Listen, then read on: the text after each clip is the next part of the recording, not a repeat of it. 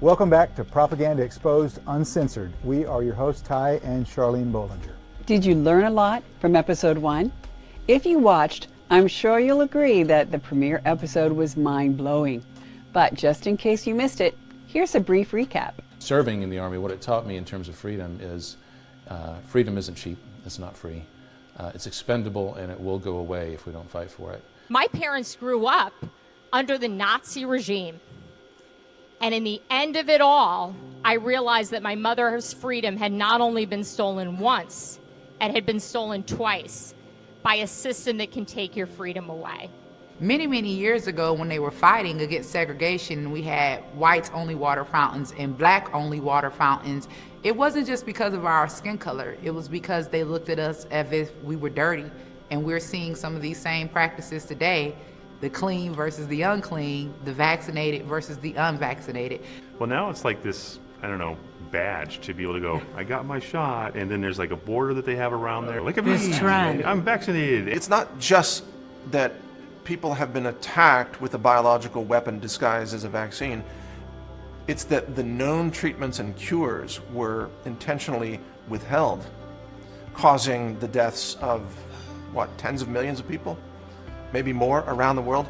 That is an extreme crime against humanity. To force someone or to expect someone to take a drug, surgery, a medication, a vaccine, any form of treatment, without giving them the whole picture, without explaining them to what the risks are, and then take away their freedoms if they don't comply with what they're told to do, is comparable to what was done by the Germans. I'm sorry, it is. It's comparable. We're beginning to find out who would have put the Jews on the boxcars in Nazi Germany. Huh? I found out which pastors would have told on Anne Frank and which ones would have hid her in the basement. I say, why would doctors or nurses or pharmaceutical people or the media or all these people lie to us? I say, well, why did 1 million people work at the concentration camps every single day, go there for work, go home to their families, have dinner, and go the next day? Doing experiments, working people to death, putting people in gas chambers, shooting people en masse, raping and torturing women and children in front of their family. What? They worked there.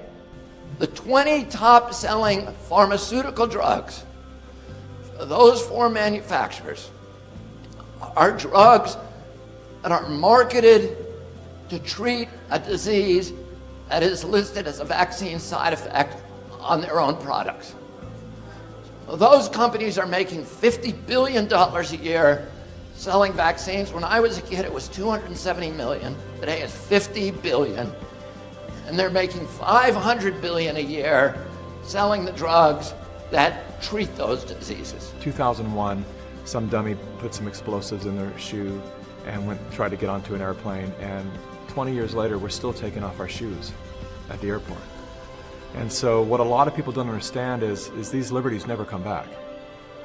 Freedom of choice in medical decisions is everything.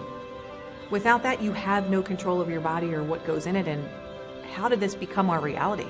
It is the scariest part. You cannot comply your way out of tyranny.